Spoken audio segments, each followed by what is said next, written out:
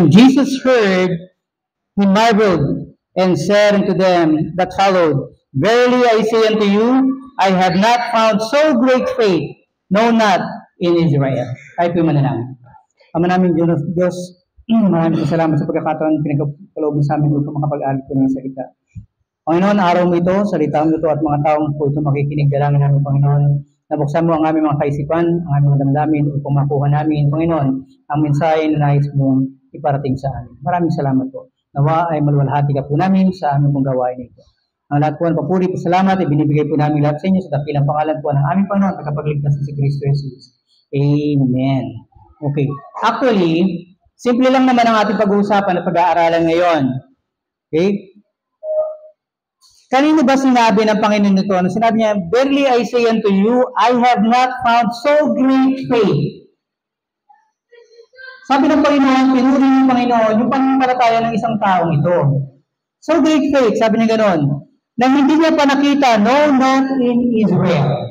Tandaan natin that during this time, yung Israel ang piniling bayan ng Diyos. Tama? So ibig sabihin, itong mga Israelita, alam nila ang kalooban ng Panginoon. Alam nila ang requirement ng Panginoon. Alam nila kung para saan sila itinalaga ng Panginoon. Pero ito, sabi ng Panginoon dito, wala pa akong nakitang ganitong klase ng pananampalataya kahit sa Israel. So ano ibig sabihin? Nakakalungkot po ito kung ita-translate natin o ita-transcribe natin sa panahon natin ngayon. Na kapag sinabi ng Panginoon na wala pa akong nakitang ganitong klase ng pananampalataya kahit sa Iglesia ng Diyos. Diba? Medyo masakit sa atin. Ano ba ibig sabihin nito? Sino ba kausap ng Panginoon dito? Una, kung titignan natin yung sa mga taas na verse, pupunta kayo sa verse 5, 6, 7, 8, 9, makikita nyo dito na ang Panginoon ay dumating sa lugar upang mangaral. Pero maraming taong lumalapit sa Panginoon. May mga Gentiles, may mga Hebrews, sa lugar na to, sa Capernaum. Ngayon, meron isang tao na lumapit o nagpalapit ng kanyang mga tawag sa Panginoon. Ito yung centurion. Okay? Alam natin na yung mga centurion, ito yung mga leader ng mga sundalo ng Rome. So, ibig sabihin, supposedly, ang mga sundalo ng Rome, pag nakita nila si Jesus Christ, ay huhulihin nila. Because, sa panahon nila, ang Panginoong Kristo ay nagtuturo at itinuturing ng sundalo. Itinuturing siyang kalaban ng state. Itinuturing siyang kalaban ng mga matahiming babae. Diba? Itinuturing siyang against doon sa mga natuturo tungkol sa relihiyon at gobyerno. Pero ito, yung isang centurion lumapit sa ating Panginoon. Kung mabasahin yung kwento nito, ang sabi ng centurion sa kanya, Panginoon, meron akong servant na nabibigit sa kamatayan. Hinihiling ko na pagalingin mo siya. Ang sabi ng Panginoon, sige, pupuntahan ko siya. Pero ang sabi ng centurion, Panginoon, hindi ako karapat-dapat sa iyong presensya. O maging humiling man sa iyo, hindi ako karapat-dapat. Ano sabi ng Panginoon?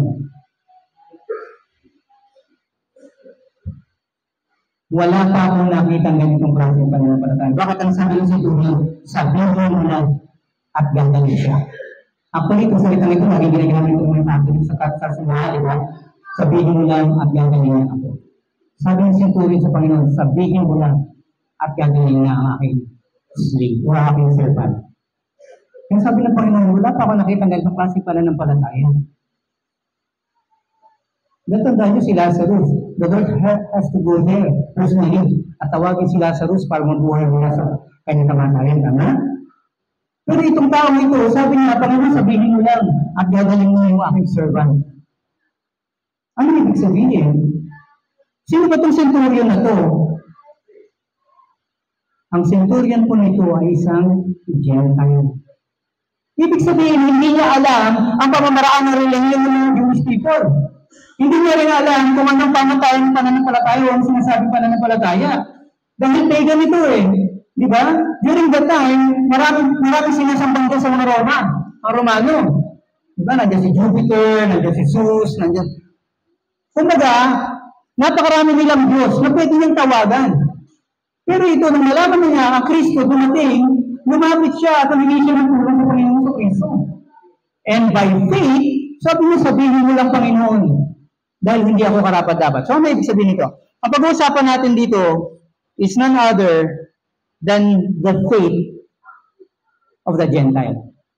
Kung gusto nyo maglagyan natin ng title, sabi dito, so great faith of a Gentile. Hindi ba nakakasakit na damdamin? Kasama ng Panginoong Jesucristo ang mga disciples. Nakasama niya for 3.5 years na nag-iikot at nangangaral ang Panginoon. Nakita nila ang mga miracles of the Lord Jesus Christ. Nakita nila kung paano ginawa ng Panginoon yung mga mirakulo na hindi kayang gawin ng pangkaraniwang tao, na ang Diyos lang ang makakagawa.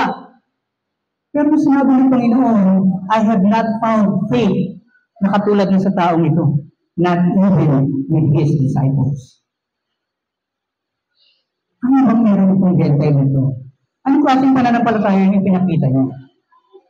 One, sabi dito, when Jesus heard this, pansinin niyo rito, sa Red Letter Bible, makikita niyo, naka-red yung verily. Diba? Dito sa verse 10 ng Matthew 8, sabi dito, verily. Ano ibig sabihin? Sinasabihan niyo lahat na nakikinig sa kanila, makinig kayo, mahalaga ito, kailangan niyo marinig ito, kailangan niyo malaman ito. Binigyan din ng Panginoon. Sabi dito, I say, Jesus declared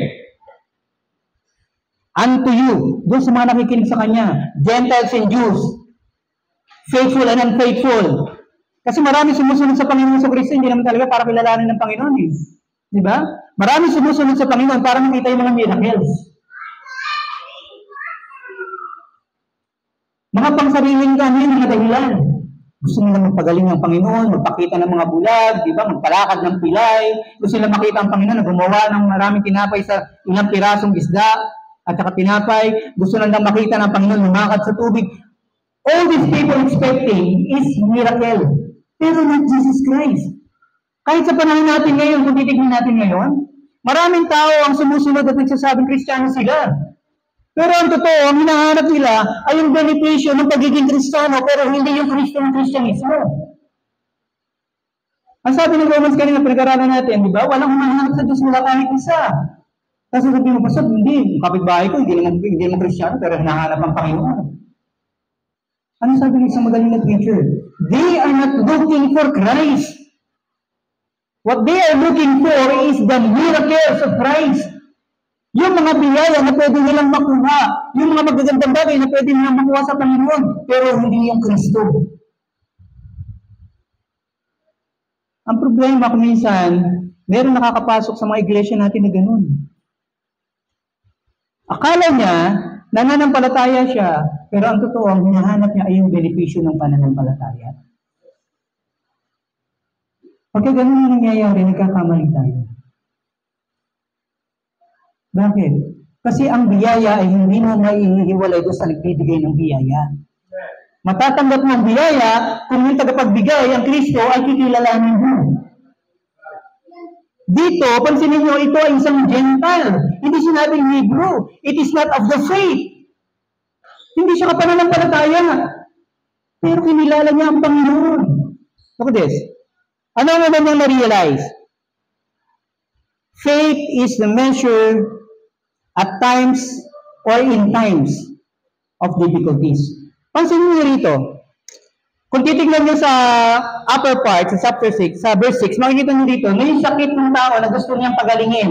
Di ba? Yung servant niya.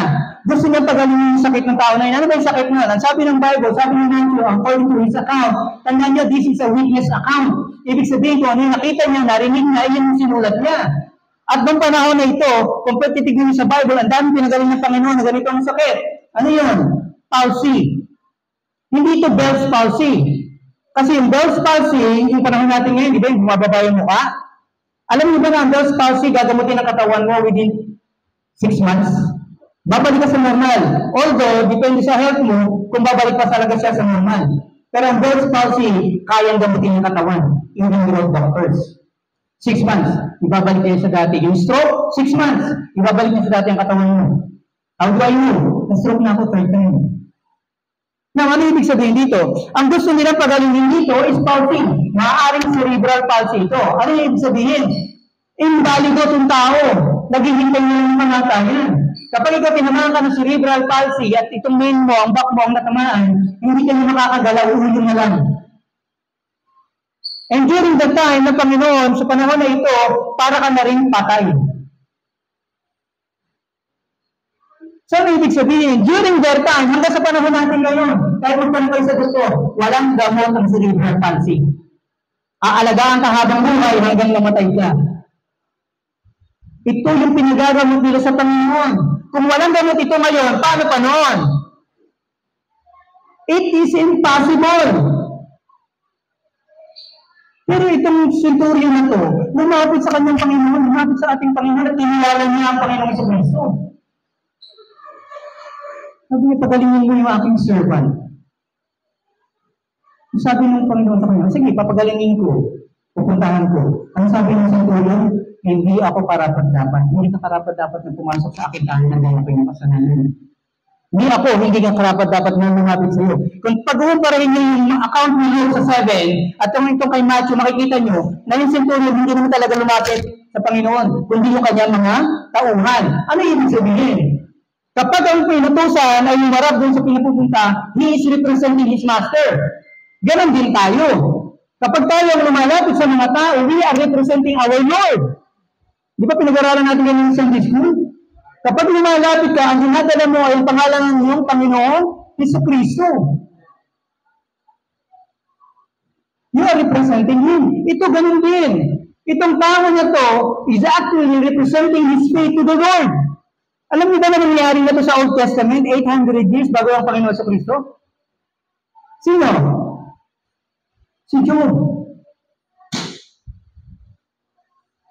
Hindi ba pinagmalaki ng Panginoon si Job sa kanyang pananampalataya? Job is not also a leader.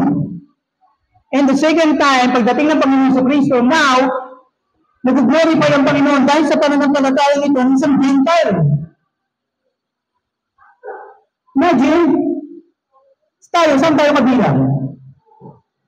Kabilang ba tayo sa mga Israelita? Kabilang ba tayo sa lumang pananampalataya? No, we are Gentiles. And this man is representing us in the Lord Jesus Christ. Bilang isang makasalanang tao, ang kauna-una nangyari dito, faith is knowing and accepting your unworthiness in the sight of God. Ang sabi naman dito, ng centurion sa verse 8, the centurion answered and said, Lord, I am not worthy. Kinilala muna ng centurion na hindi siya karapat-dapat humarap sa ating Panginoon dahil siya ay makasalanan. Alam niya kung ano ang kanyang kalalagayan sa harapan ng ating Panginoon. Mabuti pa yung centurion. How about us? How about this generation? Huwag kayo maniniwala sa pinakakalat ng mga katuruan ngayon. Na kaya mong gumawa ng mabuti, nakaaya-aya sa tingin ng Panginoon. Wala kang gagawin mabuti na magiging kaaya-aya sa Panginoon. Ano sabi ng Bible sa Old Testament? Yung pinakamabubuting gawa mo ay ano? Isang marining basahan sa harapan ng Panginoon. Sino sa atin ngayon ang worthy? Wala. So ito yung damdamin ng pananampalataya. Ito yung damdamin na dapat makita sa atin ng Panginoon. Natanggapin natin ang ating pagiging marinig at tanggapin natin ang ating kawalang kakayahan na iligtas ang ating mga sarili. Ito yung centurion. He is representing us. This happened thousands of years ago. Libo-libong taon na nakaraan. At ipinakita ng centurion ito ang kalalagayan natin. Kung dinilala ng Panginoon ang pananampalataya niya, para pa sa atin. Ano sabi niya kay Thomas? Mapalad ka. Sumampalataya ka kasi nakita mo ko. Nahawakan mo ko. Pero mas mapalad yung mga darating na panahon. Ano sabi ng Hebrews? What is faith? The substance of things hoped for and the evidence of things not seen. Yung mga bagay na hindi mo nakita pero pinanampalatayanan mo ay bibilangin sa iyo ng Panginoon na katuwiran. You see? Yung centurion, nung panahon ni Kristo, buhay pa ang Panginoon sa Kristo. Ipinakita ng centurion, sino tayo? At kung paano tayo dapat humarap sa ating Panginoon sa pamamagitan ng pananampalataya.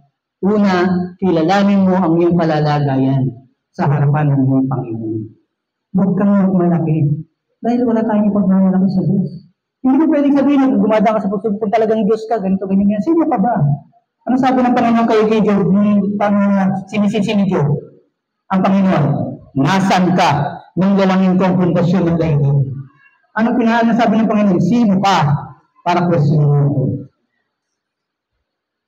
Ngayon tayo. Sino tayo para questionin mo natin ang Panginoon? We must move in faith. Kaya nga sabi, anong bagay na ginawa mo sa pananampalataya, iyon lang ang kikilawan mo at titignan mo. Why? Because one of the qualification of faith is accepting that you can do nothing without Christ. Walang papasok sa atin sa langit sa totoo lang kung wala ang Kristo. At itong centurion itong tanggap niya yon. Ano ibig sabihin? Faith, ito, faith is the absence of doubt.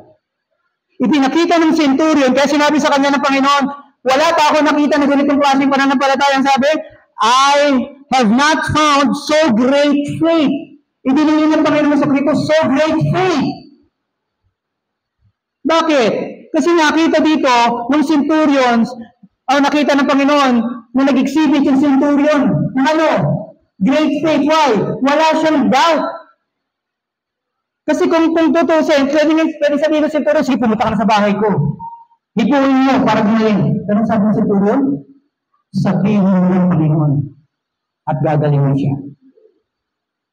Anong klaseng pananampalataya yun? Diba? So, nag-exhibit itong centurion ng qualification ng isang makasalanan ng tao na lumalapit sa kanyang Panginoon. Tayo yun. Thousands of years ago, the centurion represented us in the sight of our Lord Jesus Christ. Gentile. Imagine, ang daming sumusunod sa Panginoon sa Kristo, pati yung mga 12 disciples. Puro Hebrew. Puro pinili ng Panginoon, puro piniling bayan. Pero isang Gentile ang napansin ng ating Panginoon sa Kristo. At isang Gentile ang nag-exhibit ng real faith. Alam mo, nakakalungkot mga kapatid. Sometimes, masyado na tayong bugbog sa kasasimba na kung minsan nakakalimutan natin, nakapareho din natin sila, yung mga nasa labas sa simbahan.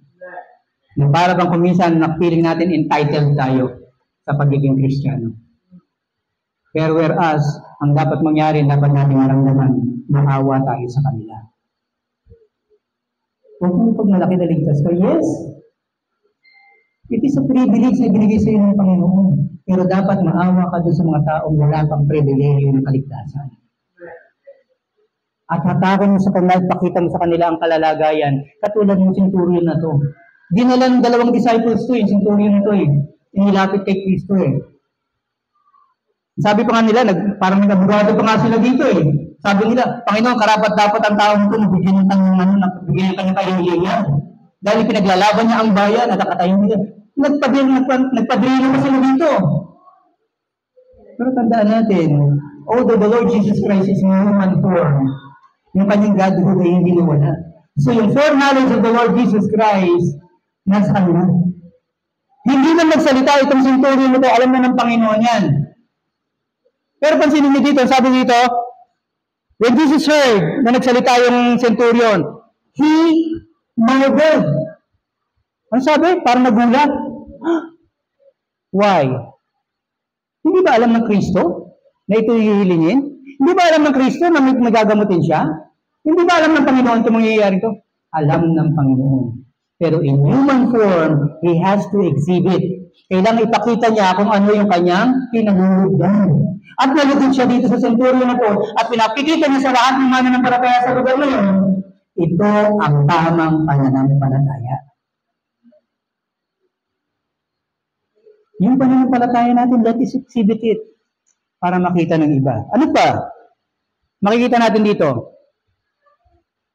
Faith is being secured. Bakit puro faith ang pinag-aaralan natin? Tandaan niyo dito, binanggit ng Panginoon, so great faith.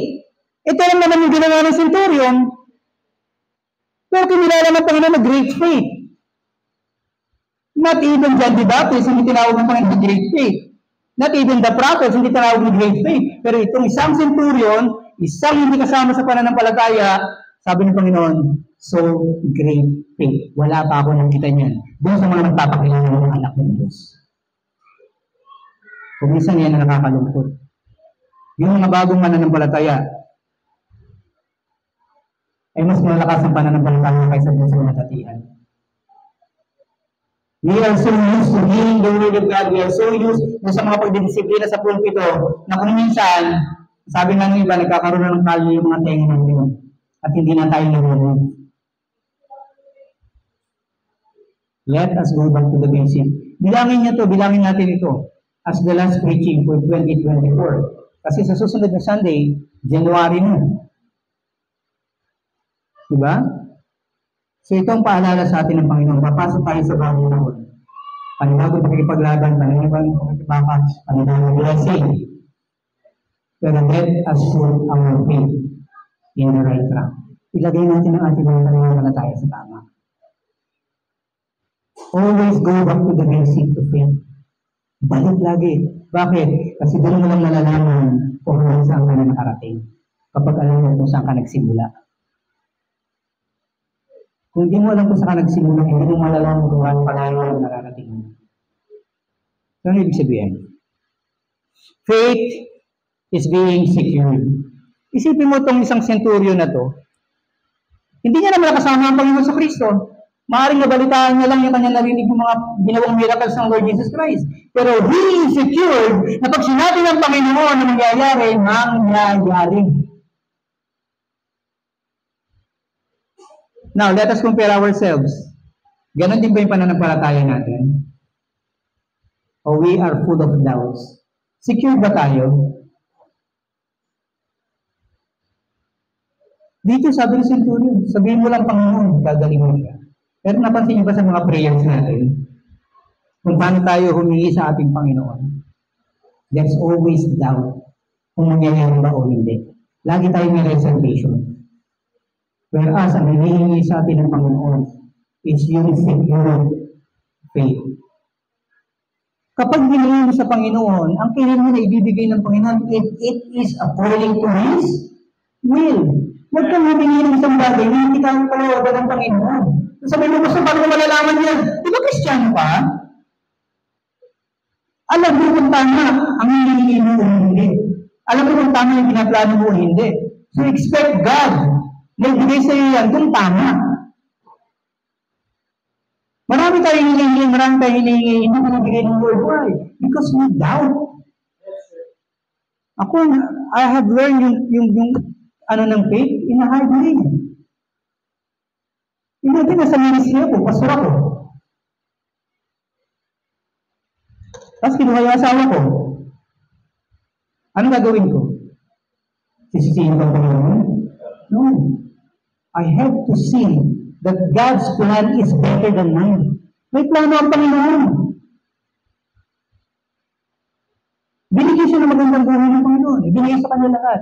And then at the end of the day, naiwan ako, kinuha siya. Sisisihin ko ba ang Panginoon? No. Just like Job. Hindi ko na alam kung bibigyan din ako ng Panginoon ng maraming pamilya. Pero tignan nyo, we have to look at it in God's way. Huwag kang magduda sa Panginoon kung ano man kahirapan ko, ano man kabigatan ang nangyayari sa iyo. Just like the centurion, have a secure faith. Ang Panginoon ang bahala. Diba? Alam niyo ba yung it is well with my soul? Kung paano siya nasulat? Alam niyo ba yung writer niyo kung ano pinagdaanan? Because of the ministry, pinalakad niya yung pamilya niya. Pagdating sa dagat, namatay yung dalawang anak niya. Habang nasa ministry niya, nakamedyo siya, tumawag niya sa niya. During that time, telegram pa eh. May pauso yung yung telephone, saka yung telegram pa. Ang sabi, yung mga anak mo is with the Lord. You see? Ano ginawa niya? Sumunod niya, it is well with my soul. Kaya mo sabihin niya. Namatay ang anak, it is well with my soul, Lord. It is well, let thy will be done. That is the right way. Why? Dahil ang Diyos ay mas mahigit na alam na tama kaysa sa atin. Ibigay natin sa Panginoon. Ano pa? Sabi dito, I say unto you. Yung unto you dito, it is speaking of all the people na narinig siya, nakikinig sa kanya. Just like now. Unto you, everybody who reads His word. Ang sabi ng Panginoon, I have not found. Wala pa akong nakita. Meron dito sa atin ngayon, masasabi, Lord, be glorified in my faith. Napansin niyo ba every time na magpe-pray tayo? Lord, this is your day, be glorified. Maluwalhati ka nawa. Matuwa ka nawa sa amin. Because the bottom line is, kaya ka binubuhay ng Panginoon, kaya ka pinaglilingkod ng Panginoon is for His glory. Why? Dahil pagdating ng panahon, mag-glory ka rin. Bakit? Mamanahin mo yung bounty ng ating Panginoon sa kalanginan. And it's forever. Samantalang dito, habang naglilingkod tayo, nananampalataya tayo, sumusunod tayo sa Panginoon for some time. May nakakaalam ba dito sa ating Panginoon kailan tayo tatanda? Alam niyo ilang taon tayo nabubuhay? Diba? Meron dito sa atin, 70, 80, 90, nilalabas pa ba doon? Eh, yung mga kabataan, hanggang ilang taon. When will be the time? Kailan yung time na ipapractice natin yung faith that glorifies God? Kailan natin ipapakita yung pananampalataya na to? Pag sinusubok ang ating pananampalataya, sabi nga dito, at times or in times of difficulties, ano yung mga difficulties natin? Actually, hindi pa nga mga difficulties yung mga dinadaanan natin eh. Sa trabaho lang, because tingin ka sa hindi ko pumasok. Dahil sa Panginoon yan, ang gagawin natin. Diba? Oy, ganito, may choir practice. Ang gagawin natin. Oy, may evangelism tayo, ganito. Ang gagawin natin. Binigyan ka ng consulting ng Panginoon, kahit sa trabaho, may times ka, may break time ka, binigyan ka ng Panginoon to witness. Ang gagawin natin. See? Hindi pa difficulties yun. Kasi dito, yung panahon nila, itong Roman, alam niyo itong centurion na to, kung nalaman na lumapit siya kay Kristo at tinawag niya si Kristo na Lord, alam niyo kung ano mangyayari dito sa centurion? Pupuputin siya ng ulo. Tatanggalan siya ng ranggo. Yung hinahawakan ng mga sundalo, aalisin sa kanya at yung mismo mga sundalo yung pinangyayari niya, hindi siya magpapahirap sa kanya. Ganun ka-harsh ang panahon na ito. Kaya nung tinawag niya na Lord, ang ating Panginoon, itinataya niya lahat. Na kapag may nakaalam ito, pwede ka matanggal na yung pagmumulan mo at papatayin mo. So, tayong tayo, di ba? Hindi pa tayo papatayin. Iiwanan ka lang. Tutulayin ka lang. Pero takot na takot tayo. Pero look at this. Faith na pinakita ng centurion, na kinilala ng Panginoon na great faith. Faith that is totally dependent in God. Tandaan nito, yung gusto nila ng paggamot sa ating Panginoon ay walang gamot hanggang sa panahon natin ngayon. Why would you believe? Bakit naman ako maniniwala na kayang gamutin ng Panginoon sa Kristo itong paralyzed na tao na ito? Samantala ang mga doktor na available, hindi kaya. Yung mga kapangyarihan, hindi kaya. Tapos ako ngayon, ibibigay ko at ilalagay ko sa kamay ng Panginoon na kung saan hindi ka rin kilala. Ang centurion, sino kilala ng mga Diyos? Nakilala niya lang ang Panginoon sa Kristo dahil sinusubaybayan niya ang Panginoon sa kanyang mga ministry. Kung saan sa linalakad at narinig niya yung salita ng Panginoon. Pero sa pamamagitan ng mga panatanga itong centurion. And yung faith niya surpasses yung mga kasamang tao ng Panginoon sa Kristo. Walang pasan niya yung mga pananampalataya, yung mga tagal ng kasama ng Panginoon sa Kristo. For 3.5 years, the 12 apostles been with him. Pero sa 12 apostles, si Peter na lumakad pa sa tubig. Nakita niya yung kapangyarihan ng Panginoon. Nakita nila kung paano humihin ng bagya o ng pera sa bumangan ng isa para bayaran yung kanilang tax. Nakita nila kung paano pinakain na Panginoon ng tao sa pamamagitan ng tinapay at ilang pirasong isda. Itong centurion, nabalitaan lang na, narinig lang na.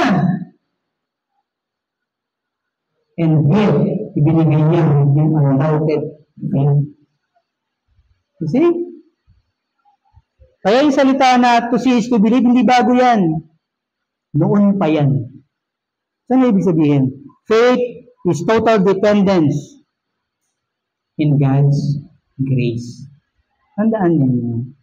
Sabi na Ecclesiastes 3, to everything there's a season and a time to every purpose under the heaven. Lahat ng bagay sa ilalim ng lupa o sa ilalim ng langit, pinlano na ng Panginoon yan.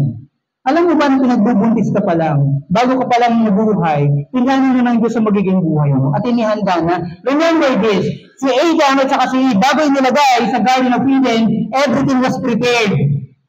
Lahat ng kakailanganin nila, pagkain, tubig, tirahan, lahat. So, ano ibig sabihin? Nung ikaw pinanganak ka dito sa mundo ito, bago ka pa ipanganak, tingnan na ng Diyos kung paano malalakad sa ibabaw ng lupa. The question is, are you going to walk in His way? Bakit ka nahihirapan? Bakit kung ano nangyayari sa buhay mo? Bakit hindi maayos ang pamilya mo? Bakit hindi maayos ang trabaho mo? Because you are not walking in accordance to your design. Pinagdili ka pa lang, inayos na ng Panginoon na magiging daan sa buhay. Ang kailangan mo lang gawin para matamasa mo yung sagot ng Panginoon, linakad ka according to His design. According to His will. Itong centurion na to, pansinin nyo. Sa verse 13, ng chapter 8, ang sabi ko, and Jesus said unto the centurion, go thy way, and as thou hast believest, so be it done unto you. According to your faith, be it done unto you. Gusto natin yung blessing, pero ayaw natin yung way ng Panginoon eh. Sino dito yung mga hinihiling pa? Lord, gusto ko po magkatrabaho. Pag nagkatrabaho ako, Lord, magiging tither po ako. Magiging supporter ako ng church. Lord, bigyan mo po ako ng ganito kasi kailangan po ng church. Ibang noble lang yung dahilan mo. Pero nung binigay ng Panginoon, in-accomplish ng Panginoon yung hinihingi, baka nangyayari. Nasa si brother ganito. Ay, pastor, pinadala po yung tithes. Diba, yung tithes na lang nakarating. Wala na yung tao. Tingnan niyo, yung doon. God doesn't need your money. But He needs your faith. Tandaan niyo, sabi ng Panginoon, obedience is better than what? Sacrifice. Itong centurion na ito, wala naman siyang binigay sa Panginoon eh. Diba? Wala siyang binigay. Ano lang binigay niya? Pagsuko. Pagkilala sa kanyang sarili. Makita niyo ito sa upper part, sabi ng centurion, meron din ako mga sundalo sa ilalim ko. At pag sinabi kong umalis, alis. Pag sinabi kong bumalik, babalik. Pinakita din ng centurion dito, he is in authority. At kung sa sukatan ng lupa, dito sa lupa, mas mataas ang posisyon ng centurion kasi Panginoon sa Kristo lang sa karpentero. Pero napansin niyo kung paano nagpakumbaba yung centurion? He humbled himself to the Lord. Lord, sabi niya. Pero yung isang centurion, isang kapitan ng mga sundalo, lumuluhod sa isang karpentero. Because that is what faith requires. Kung mas marunong ka sa Panginoon mo, hindi mo siya Panginoon. Ano sabi ng Panginoon sa Hebrews? Not forsaking the assembling of ourselves together. Sample lang po ito. Nasaan yung mga kapatid natin sa pananampalataya? Kung ikaw ang mas masusunod kaysa Panginoon mo, ikaw na ang Panginoon. Huwag mo na siyang tawagin Panginoon kung hindi mo siya kayang sundin. If you want to keep my commandments, sabi ng Lord, ang isa sa requirements ng Lord, be in every fellowship. Dumating ka sa may pagtitipon. Why? Because that is where God is fellowshipping with you. Alam niyo ba yung pag-aaral namin ng salita ng Panginoon? It is because ang Panginoon gusto niya makipag-fellowship sa kanyang mga anak. And this is the way to fellowship with His children. At dito rin niya kinamasigo at kinatama yung pagkakamali natin sa lubos ng ligo na pagkakabahar buhay natin. Imagine, for 6 days nasa mundo tayo. Bubog tayo ng mga bagay sa mundong ito, lahat. Kahit yung magagandang bagay, binubugbog tayo niyan. Tapos pagdating ng linggo, dito ka pipinuhin ng Panginoon, dito ka lilinisin ng Panginoon, dito itatama ng Panginoon ang mga maling desisyon mo. And yet, you are here. Paano ba itatama ng Panginoon? Saan naririnig ko naman sa radyo? Basta naka-Facebook ako. Palagay niyo, hindi alam ng Panginoon na darating tayo dito sa panahon ng technology. Faith requires your presence. Kaya nga sinulat yun eh, not forsaking the assembling of ourselves together as the manner of some is. Huwag yung gayahin ang mundo. Dahil kailangan yung presensya nyo dito, kailangan yung ating presence, kailangan yung physical presence sa ating buhay. Kasi maraming kapatulan na pwede pag-aaralan ng Biblia, ang mga fellowship na pag people is healing. Marami tayong pinagdadaanan sa buhay sa mundo. Pagdating ng mundo, itatama ng Panginoon. So great faith, sabi ng Panginoon. Matamo kaya natin ito, matanggap kaya natin yung ganitong papuri ng ating Panginoon. Kung sinabi niya sa Gentile, sa Centurion, I have not found any so great faith than this man.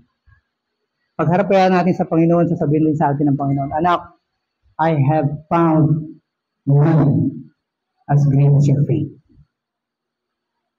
Ano ba ang nasurrender natin? Itong Centurion na ito, sinurrender niya sa harapan ng Panginoon. Yung pagsabi niya ng Lord, sinurrender niya lahat ng kanyang posisyon, lahat ng kanyang earthly belongings, lahat ng kanyang earthly power, sinurrender niya sa Panginoon. At kung sinabi niya sa Panginoon, sabihin mo lang, isinurrender niya na rin yung sarili niya sa Panginoon. Ano na ang naisurrender natin sa Panginoon? Ilang taon na tayong Kristyano, pero ang tanong, kailan yung huling panahon na umiyak ka sa Panginoon? Lord, bakit ba ganito nangyayari? Lord, be glorified. Kailan yung huling panahon na inimuro sa inyo, Panginoon, nagkasala ko nangyayari? Kailan natin in-exercise yung faith that is required for us? Look at this. Ang sabi dito, no, not in Israel faith, na hindi rin natagpuan sa bayan ng Diyos, sa mga anak ng Diyos. Question. Tayo mga Gentiles tayo, makita kaya sa atin ng Panginoon yung pananampalataya that is required of us? May bibigay ba natin sa Panginoon yung pagsuko, yung surrender, yung repentance? Ano pa? Faith brings into light God's reality. Tandaan nyo, merong worldly reality at merong God's reality. Hindi ko mo parang tama o parang masaya ang isang bagay ay tama nga ito. May mga bagay dito sa mundo ito na parang tama. Ano sa church? Ito nakakapanood tayo sa Facebook sa YouTube. Parang tama. Pero ang question, kapag nasa bahay ka ba, nagsisimba ka? Hindi ba pag nasa bahay ka? Di ba? Bubuksan mo lang yung Facebook o yung YouTube, tapos pagbubugas ka ng pinggan, mananali ka, maglilinis ka ng bahay. Kasi nakikinig naman ako eh. Is that what is required of us? Ang gusto ng Panginoon yung pagsamba na nararapat, yung worship na nararapat, at hindi yung nararapat sa Kanya. Pinapractice tayo dito sa mundo dahil ito ang gagampanan natin pagdating natin sa langit. Kung dito pa lang hindi mo kayang sumunod, ano pa pagdating mo sa langit? Okay lang Panginoon, nandito naman ako eh. Ganun ba yun? Okay, nag-enjoy ka sa bounty ng heaven? No! Ang ginagampanan natin sa lupa ay gagampanan natin pagdating sa langit. If we cannot give our faith to the Lord dito, undoubtedly, paano pa pagdating natin sa araw ng Panginoon? Tandaan nyo, insufficiency is not an option pagdating sa langit. Walang hindi ba na napapasok sa langit? Kasi sa Panginoon, may nakakasala tayo. Kaya nga ang Panginoon sa Kristo nasa pinto ng langit eh. Diba lagi na narinig mo yan? Ang sabi ng Panginoon, kapag mabuting lingkod, pumasok ka sa aking kaharian. Kailan ka naging tapat? Saan ka naglingkod? Maririnig mo yung sinabi ng Panginoon, sobrang faith, pumasok ka sa aking kaharian, sa aking kapahingahan. Ano na ang nagsurrender natin? At ano na ang nagawa natin sa ating mga pananampalataya? Now look at this. Itong final. Ang sabi dito, sinurrender ng centurion lahat, right? At sabi ng Panginoon sa kanila, I say unto you, I have not found so great faith. Bakit ito pinauulit-ulit? Dahil gusto ko paglabas mo ng pinggang ito, maalala niyo itong mga salitang ito. I have not found so great faith as this man. Ngayon, kung samahan, i-place mo yung sarili mo. Maririnig mo ba yun? I have not found so great faith like you.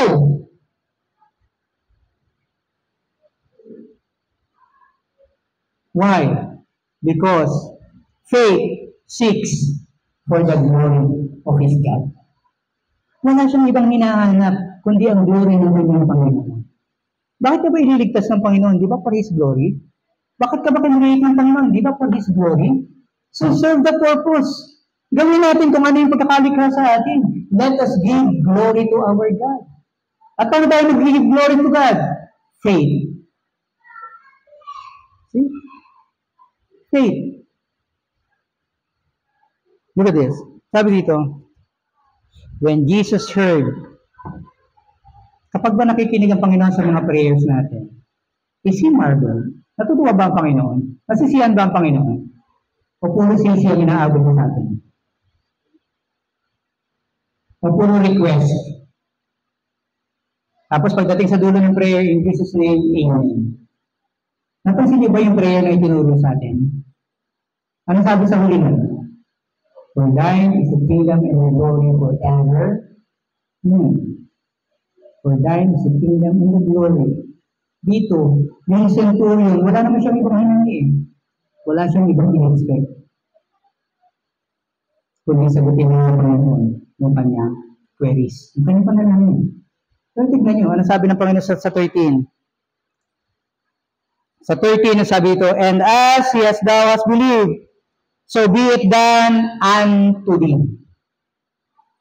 Ayon sa iyong pananampalataya at paniniwala, ayon sa iyong hinihingi, hayaan mo naman sa iyo ang kailangan. Why? Kasi nag-exhibit po ng centurion ng isang pananampalataya na nire-require niya sa mga anak ng Diyos. Pero yung mga anak ng Diyos was never exhibiting the same faith. Kaya ginamit ng Panginoon itong Gentile na to, isang taong hindi karapat-dapat, isang taong walang pananampalataya kung tutusin, isang taong walang pagkilala, upang ipahiya yung mga taong may pananampalataya at matagal na kasama ni Kristo. Huwag natin hintayin na dumating yung panahon natin na katulad dito. May pahiya tayo ng Panginoon, hindi sa mga pagbuhan na rin ng palataya. Ilang taong ano sa pananampalataya, tapos yung sinubuhan ito nag-exhibit ng matibay na pananampalataya. See? So, ibig sabihin mga kapatid. Anong lesson? Yung policy dito is an impossible. Isang impossible na sakit na pag-ibig, kahit sa panahon natin ngayon. Pero hindi naman sa Bible. And look, yung kanyang impossibility, kaya natutuwa sabi ng Bible eh, for with God there is nothing possible.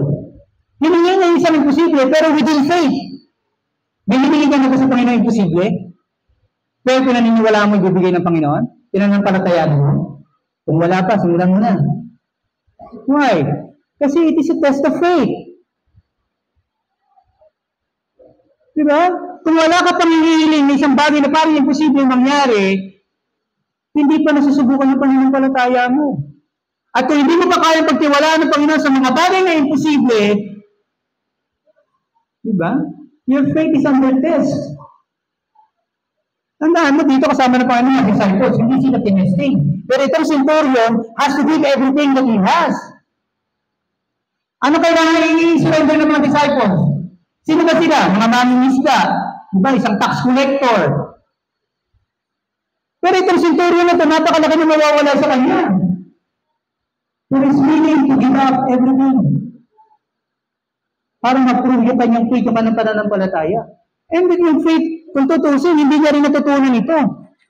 Bakit? Kasi natutunan nila doon sa kanilang mga Diyos-Diyosan, di ba? Sa mga Diyos ng Romano during that time, kailangan mo magsakripisyo ng mga bagay. Pumatay ka ng baby, pumatay ka ng mga hayop, magbigay ka ng mga sakripisyo. Pero dito, lumalapit siya sa Panginoon without any sacrifice, only Himself.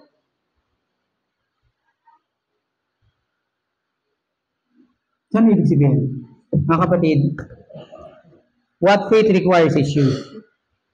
Lumapit ka sa Panginoon. I-surrender mo yung mga bagay na nagiging hindrance. And it will be considered a great faith sa Panginoon. Tandaan nyo, itong centurion na to, ibinigay niyang lahat ng tiwala niya without a doubt. Ako, during the time na kinuha ng Panginoon yung asawa ko, ang sabi ko sa Panginoon, Lord, thank you for 10 years. Hindi ako nakipag-struggle sa Lord. Why? Kasi yung 10 years na binigay sa akin ng Panginoon simula nung inatake siya sa puso, first time 2014, hanggang sa nakinuha siya ng Panginoon, for 10 years, tinignan ko yung revelation ng Panginoon. And I thank you, Lord, for that. Bakit? Kasi yung time na nasa sa ICU siya, hiniling ko, Panginoon, ibalik mo lang siya sa akin, bigyan mo ako ng pagkakataon, ipakita sa akin, ipagkakita sa kanya. Yung pagmamahal ko, yung pagkagaling ako. And it was granted by the Lord. 10 years. Hindi ko hiniling na, Panginoon, tanggalin mo ang kanyang karamdaman. No. Sabi ko, Lord, kahit nandyan ang kanyang karamdaman, basta mag-uwi siya ng mga. For 10 years, di ba nakita niyo pa? Nasasama ko siya dito. Parang siyang walang sakit. For 10 years. Ano ipagtatanggol sa Panginoon? Hindi ko alam kung maririnig ko rin yung sinabi ng Panginoon. So great of faith. Why? Kasi wala naman akong sinacrifice eh. Sinagot lang ng Panginoon yung kahilingan ko. And now at the end, kukunin niya ang gift niya sa akin. Magreklamo pa ba ako? This is the same. This is the same for you. And the challenge is upon every one of us. Ano na yung dapat nating isurrender? Baka meron tayong dapat isurrender sa Panginoon. Kung kailan yung mga panahon na nagduda ka sa Panginoon, isurrender mo na ngayon. Kung meron ka mga bagay na hindi pa na-accomplish para sa Panginoon, isurrender mo na ngayon. Kung hindi ka kagamit-gamit sa ministry at nagiging taga-upo ka lang, taga-fill-in ka lang ng mga silya dito, lumapit ka sa Panginoon. That is something to surrender. Bakit? Yung centurion, ibinigay niya lahat. Even his title as a centurion. So ikaw, isipin mo ikaw yung centurion. Ano na ba ang naisakripisyo ko? Ano na ba yung surrender ko? Para tignan ng Panginoon na pananampalatayang meron ako. Maraming salamat po. Okay, tayo po tayong lahat. Ako rin pala. Tayo din na lang. Ang maraming mga sa mga Panginoon sa lahat. Panginoon po pulit na papasalamat po kami. So, binigay mo din ang sa amin, bubulog ang yan nakaraan. Na kami bilang mga mananampalataya Panginoon ay hindi sapat na sinasabi namin na kami ay mananampalataya. Kung hindi ko gusto mo, hindi naman Panginoon, napatunayan ito. Hindi sa iyo, kundi sa amin ng sarili, na kami ay mananaligtas mo. Panginoon, ito ang mga tao mo, na namali mo ang salita. Kung meron man Panginoon ng bagay na dapat kami masusunod, ilulungan mo namin sa iyo, Panginoon. Patawarin natin kami. At kung meron mo kami ng pananampalataya ng kukulang, dalangin namin Panginoon, lubusin mo ito sa pagmamahal harapan ng Kristo. Dalangin namin Panginoon, na kung sakaling man sa paglabas namin sa tahanan ito, sa simbahan ito, madala namin ang pagpapala mo at may bahagi namin sa iba na nangangailangan nito. Ang aming mga kapatira na wala sa lugar ito, o Diyos na lang namin, hinubuhin namin sila at malaman nila Panginoon kung ano ang meron sa kanilang mga pananampalataya. Ang Diyos na pakabago namin ang pagkilala, o Diyos na pakabago namin mga pananampalataya. Palaginin mo kami Panginoon at makilala ka pa namin ng gusto. At turuan mo kami Panginoon na mabigan o tumayo sa pananampalataya ito katulad ng centurion na ito. Maraming salamat po. Ang lahat po ng papuri, pasalamat, ibinigay namin lahat sa inyo. Sa dakilang pangalan po, nakamit po namin sa Jesus. Amen.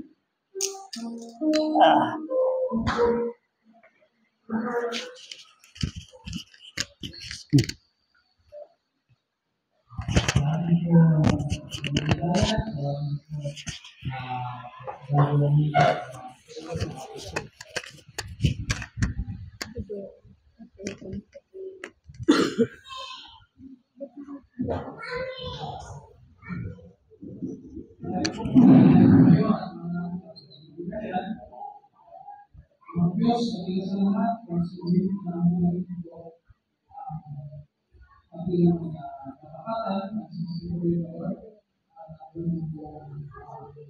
ang pagbibilang na kapalagay. Ganun din naman sa amin po, mga nalang Diyos, king, o din sa amin sa akin, ang aming pagbibilang na sa ating palayan ko ngayon ko na. Hindi ko sa ating pagbibilang, palayan ito,